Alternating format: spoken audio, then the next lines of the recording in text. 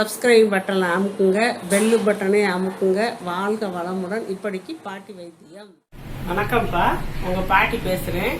இப்போ நான் உங்களுக்கு ரத்த பொரியல் செஞ்சு காட்ட போகிறேன்ப்பா. ஆட்டு ரத்தம் 2 ஆட்டு ரத்தம் வாங்கி வச்சுருக்கேன். 2 ஆட்டு ரத்தம் 2 கட்டியாக இருக்குது. நான் காட்டுறேன். இது ஒரு 150 சின்ன வெங்காயம் நறுக்கி வச்சுருக்கேன். ஒரே ஒரு பச்சை மிளகா, தேங்காய் ஒரு மூடி தேங்காயை திருவி வச்சாச்சு.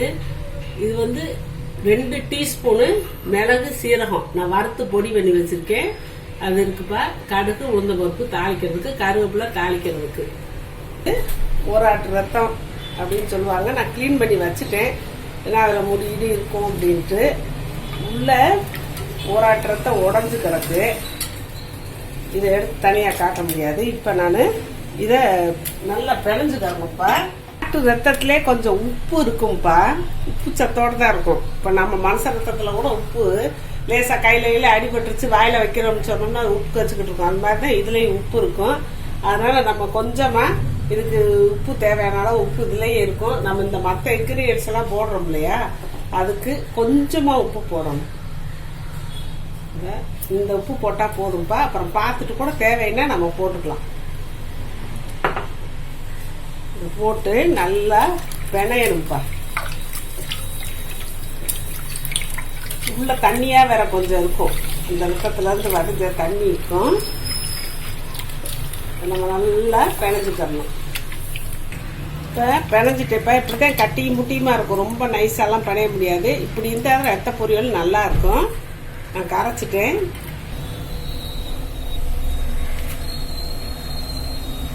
இப்போ நான் நல்லெண்ணெய் ஊத்துறப்ப அந்த வெங்காயம் இதெல்லாம் வதங்கணும் இல்லையா, அந்த அளவுக்கு நல்லெண்ணெய் நல்லாவே ஊற்றிக்கலாம் தாராளமா. இப்போ ஒரு 3 ஸ்பூன் ஊற்றிருப்பேப்பா. 3-4 ஸ்பூன் கூட இருக்கும் ஊற்றிருப்பேன். இப்போ ஒரு 1/2 டீஸ்பூன் அளவுக்கு கடுகு போட்டுக்கலாம்ப்பா.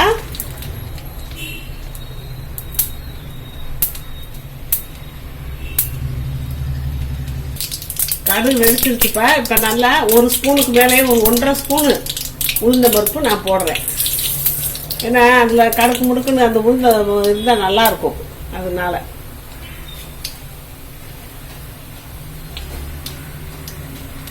போதும். இப்போ நான் வெங்காயத்தையும் பச்சை மிளகாயும் போட்டுறேன்.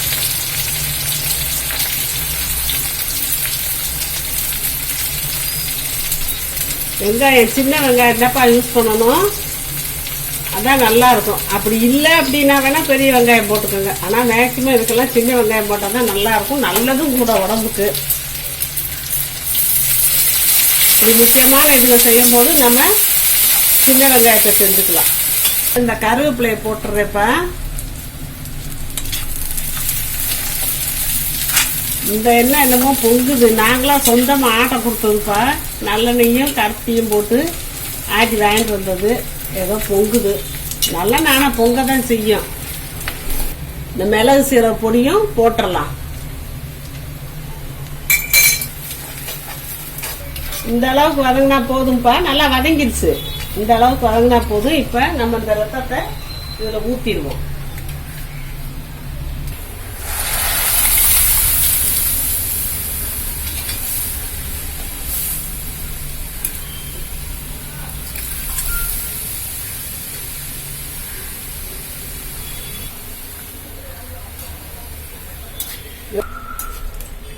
ரத்தம் வெந்துச்சுன்னா கருப்பா வந்துரும்ப்பா. ஒரு மாதிரி ரொம்ப கருப்பா இருக்காது, ஒரு ப்ரௌன் கலரா வரும். இது நல்லா அந்த தண்ணி எல்லாம் வத்துற வரைக்கும் நம்ம கிண்டி விட்டுக்கிட்டே இருக்கணும். அது நல்லா கொதிச்சு வேகும். எப்படி கிண்டி விட்டுக்கிட்டே இருக்கணும்ப்பா. இந்த சுத்தி கொதிக்குது பாத்தீங்களா, இப்படி கொதிக்குது. இது பூரா அந்த தண்ணி சத்தெல்லாம் வத்தணும். வத்துனா அப்படியே பொரியலை வரும். நம்ம தேங்காய் பூவை தூவி லாஸ்டா இறக்கிடலாம். இப்பப்பா அந்த வடச்சட்டியில ரொம்ப கிண்ணு இருக்கு. விசிறி கிண்ட முடியல. அதனால கிண்டி கிண்டி வேக விட்டாதானே, இல்லாட்டி ஒரு மாதிரி கவுன் வாடை அடிச்சிடும். அதனால நான் இந்த குக்கர்ல மாத்திக்கிட்டேப்பா. நல்லா தண்ணி வத்தட்டு. இன்னும் கொஞ்ச நேரம் நம்ம வறுக்கலாம். நல்லா தண்ணியெல்லாம் வத்திருச்சு. இருந்தாலும் இன்னும் கொஞ்சம் நம்ம வதக்கலாம். மஞ்சள் பொடி போடணும். ஒரு டேபிள் ஸ்பூன் அளவுக்கு போடுவோம். ஏன்னா ரத்தம் வந்து கொஞ்சம் ஒரு ரத்த வாடை அடிக்கும். மஞ்சள் பொடி இப்படி மிளகு பொடி இதுக்கெல்லாம் போடையிலதே அந்த வாடை மாறி நல்லா டேஸ்ட் கொடுக்கும். ரொம்பவும் போட்டுறக்கூடாது, ஒரு டீஸ்பூன் அளவுக்கு போடணும். இப்போ தண்ணி ஒட்ட ஒட்ட ஒட்ட நம்ம வத்துற அளவுக்கு ரெடி பண்ணியாச்சுப்பா. இப்போ நம்ம என்ன செய்யணும், இறக்கி வச்சுக்கிட்டா தேங்காய் போடணும். தேங்காய் போட்டு அடுப்பில் வைக்கிறக்கூடாது, பச்சை தேங்காய் தான் நல்லது. நல்லா தேங்காயெல்லாம் போட்டு நல்லா பெரிய மூடியில் ஒரு மூடி போட்டிருக்கேப்பா.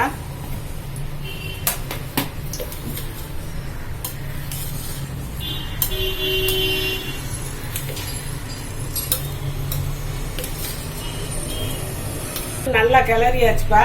இப்போ லாஸ்டா கொஞ்சம் கொத்தமல்லி இலைய தூவிடலாம்.